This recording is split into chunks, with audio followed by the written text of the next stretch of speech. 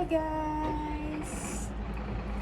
So dahil warm today, mainit, dito tayo sa terrace dilig ng ating halaman kasi meron akong itinanim na mga seedlings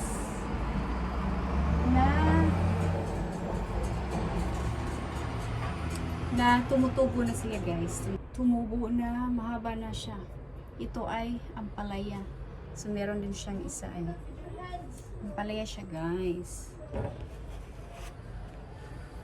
Tsaka meron ako dito tatlong klase. May okra, may malunggay, tsaka merong ampalaya. So yung malunggay ko ay tumubo na ito, maliit. So dito banda ay okra, wala pang tumubo kahit isa. And ito naman ay yung isang kasabay nitong yung ampalaya ko.